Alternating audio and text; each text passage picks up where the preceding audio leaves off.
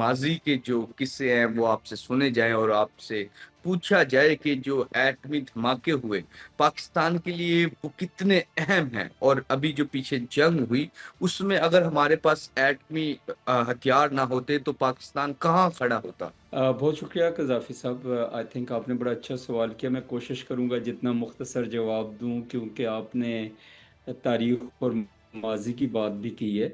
اصل میں کہانی وہاں سے شروع ہوئی جی 1971 سے. 1971 میں جب پاکستان دو لخت ہو گیا تو اس میں سب سے بڑا جو رول ادا کیا وہ انڈیا کا تھا. انڈیا جیسے ہم کہتے ہیں کہ ایک اسٹیٹ جو ٹیررزم سپانسر کرتی ہے، 1971 میں 70 میں انہوں نے مکتی باہنی کریٹ کی، اور مکتی بہانی کے ساتھ اپنی افواج کو بھیج کے اس وقت کے مشرقی پاکستان اور آج کے بنگلہ دیش میں بہت زیادہ بدامنی پھیلائی. اور اس کے بعد کرتے کرتے ایک وقت ایسا آ گیا کہ جب پاکستان جو ہے وہ اس نہج پہ پہنچ گیا کہ انہوں نے امریکہ کو کہا کہ وہ پاکستان کو اسسٹ کریں. امریکہ نے اعلان کیا کہ ان کا ساتواں بحری بیڑا جو ہے وہ آ رہا ہے، اور ہم لوگ اس وقت ینگ تھے، اسکولز میں تھے. مجھے ابھی تک بھی یاد ہے اخباروں کی وہ شہ سرخیاں کہ ساتواں امریکن بحری بیڑا تصویر بھی روانہ ہو گیا ہوا ہے بنگلہ دیش کے لیے، اس وقت کے ایسٹ پاکستان کے لیے. اور ہم سارے اس آس امید میں تھے کہ وہ پاکستان کو، افواج پاکستان کو ریسکیو کرے گا. لیکن وہ ساتواں بحری بیڑا جو ہے، ساتواں بحری بیڑا آج تک نہیں پہنچا.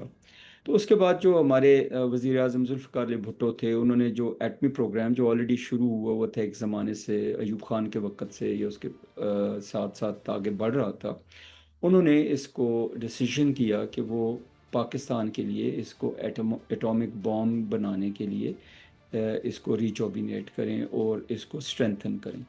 تو اس وقت انہوں نے مختلف ملکوں سے پاکستانی سائنٹسٹ کو کہا، پاکستان کے سائنٹسٹ کو بھی کہا، اور اس میں جو ہمارے ایٹمی جو سائنٹسٹ ہیں، ڈاکٹر عبدالقدیر خان صاحب، ان کا نام بہت زیادہ آتا ہے کہ وہ تشریف لائے بیلجیم میں تھے. وہ ایک لیبارٹری میں کام کرتے تھے جہاں پہ سینٹریفیوج سسٹم سے یورینیم کی انریچمنٹ ہوتی تھی. تو انہوں نے پاکستان میں آ کے ایکسپیریمنٹ کرنے شروع کیے، الٹیمیٹلی سکسیزفل ہو گئے.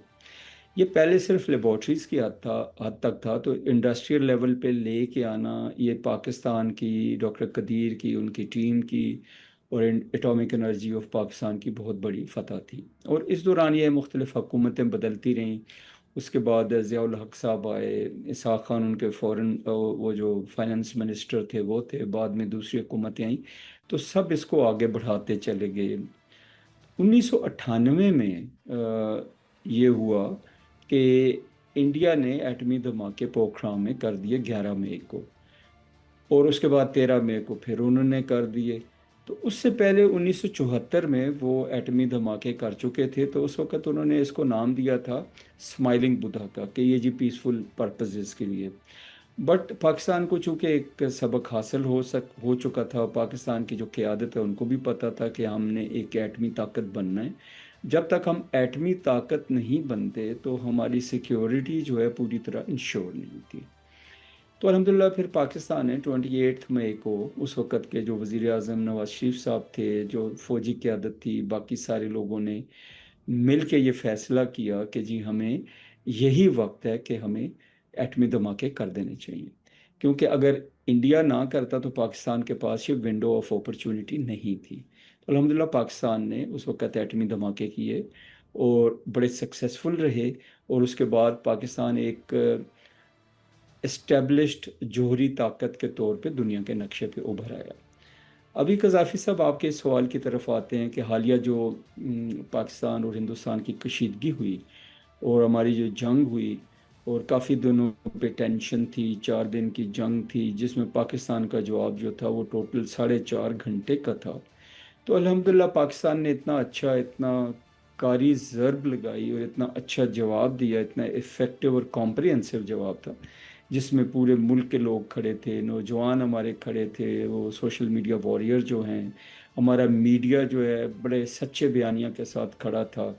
ہمارے جو ڈپلومیٹس ہیں مختلف ملکوں میں وہ بھی ایک جد و جہد کر رہے تھے. پرائم منسٹر آف پاکستان جو شہباز شریف صاحب ہیں وہ، اسحاق ڈار صاحب ہیں وہ، انہوں نے کچھ 30 40 45 ملکوں کے جو سربراہان ہیں اور وزرائے خارجہ ہیں ان سے باتیں کی اور ان تک اپنا پیغام پہنچایا کہ پاکستان کسی طرح کی بھی جارحیت کے لیے وہ کیا کہتے ہیں کہ سیکھ نہیں کرتا وہ، اور پاکستان کس طرح کی جارحیت پاکستان نہیں کرے گا، اور انڈیا کو بھی سٹاپ کیا جائے. انڈیا کو یہ کہا گیا کہ آپ ہمیں آزمائیں نہیں، اگر آپ یہ جارحیت کریں گے تو پاکستان کا جواب بہت سخت ہوگا. تو الحمدللہ وہ بہت سخت تھا.